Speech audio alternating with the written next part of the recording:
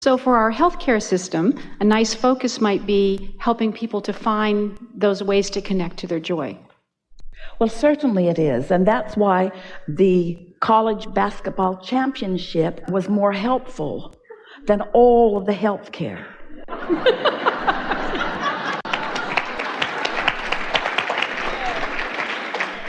That's why getting out and putting yourself in the lake or the ocean or the swimming pool and moving your body is more helpful than all of the books that you will study.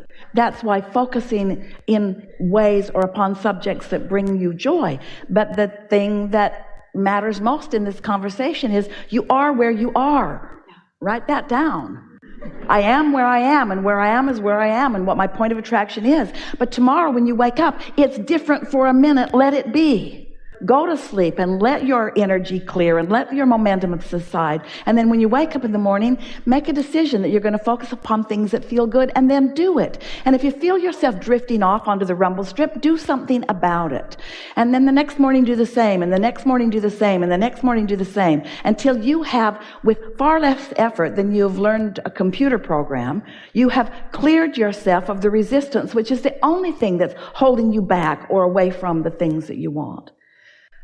Humans take life so seriously because you're doing it the hard way. You offer so much action to compensate for energy that you have not allowed to flow naturally, you see. And when you learn to let your cork float, when you learn to lighten up, when you don't make big deals out of things that just don't require it, when you're not trying to justify your truth or your belief by arm wrestling with everyone else who thinks differently, when you just live and let live and enjoy the tapestry of your contrast and appreciate the value that is all around, and be less partisan on every subject. Be less determined that you're right and that makes someone else wrong. If you could make everybody right, your resistance would all go away.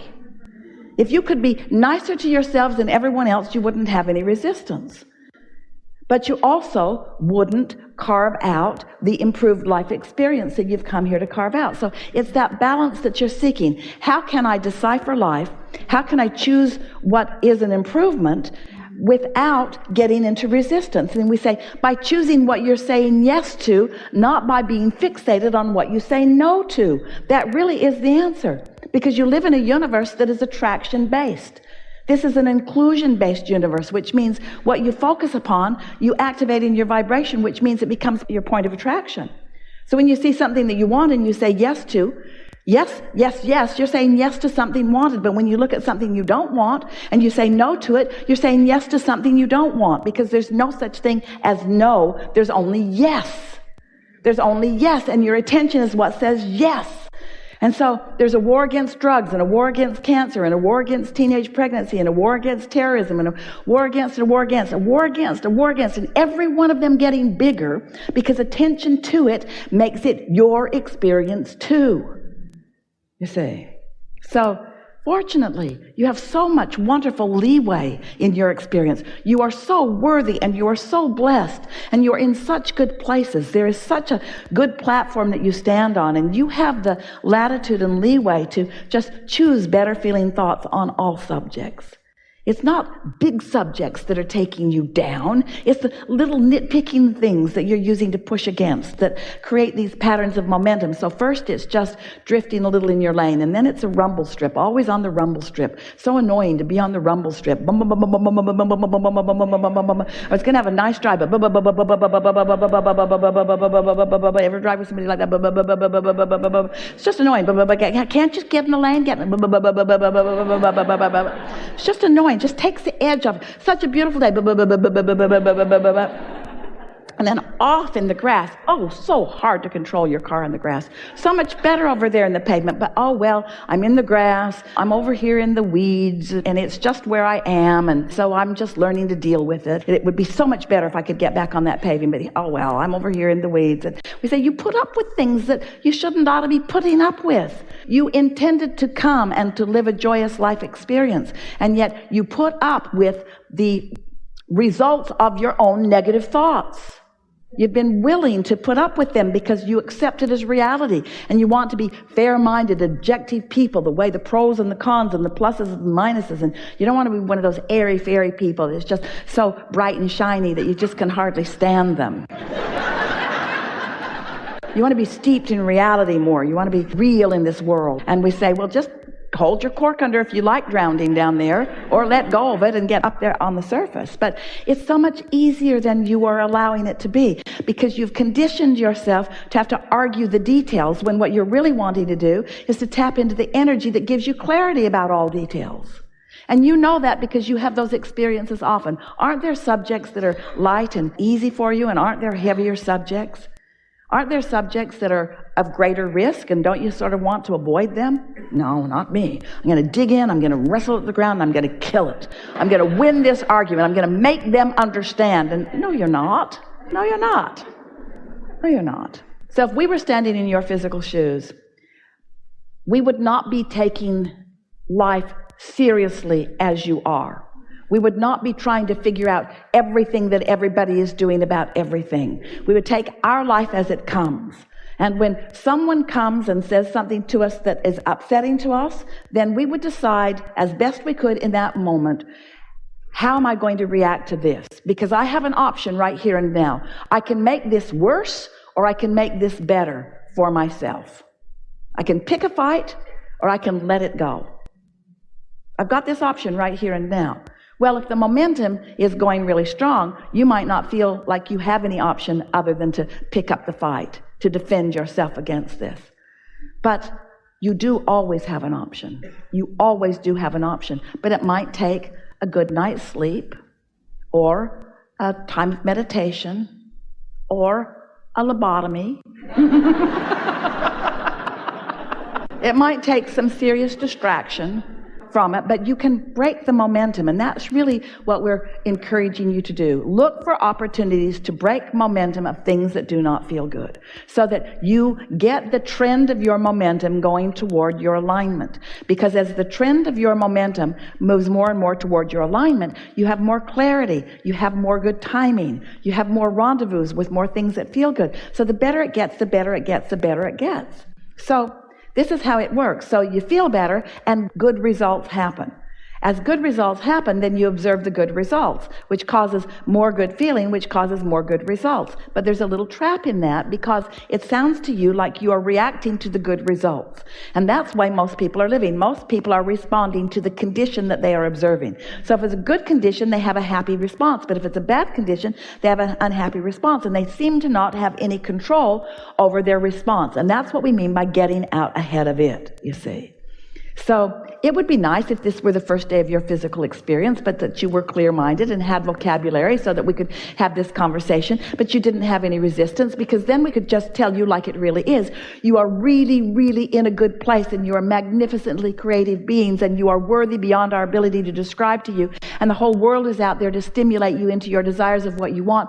Go forth and have it all. Have as much of it as you want. It's yours to take, you see. That really is the way you felt coming in, and it's the way we wish for you to feel today. But instead of feeling that way, instead you have all of the manifestations that are surrounding you and your attention upon them that's got your energy all jacked up in different ways. So you've got resistance that you don't even know you've got. You're carrying problems around that you don't mean to carry around. And you have prejudices and worries and concerns about things that really are not of your concern, that you don't even need to deal with because it's not part of who you are. And then some of you hear us speak like this and you say, Abraham, do you really want me to just put my head in the sand and just ignore the things that I do not want? And we say, pretty much, that is what we are encouraging. Because your attention to it is only making more of what you do not want, and only holding you from what you do not want, and then causing the rumble strips, and then off, and then off, and then off, until you end up in some situation that now you are seeking some really big remedy for, but the big remedy can't come because you haven't allowed the little remedies first. In other words, you got to get used to allowing your cork to float. And as you allow your cork to float, as you allow your cork to float about this and that and this and that and this and that and this and that, then you find yourself lighthearted about things. And that's who you are. That's what you came for. You didn't come to save a world. It isn't broken. It doesn't need to be saved.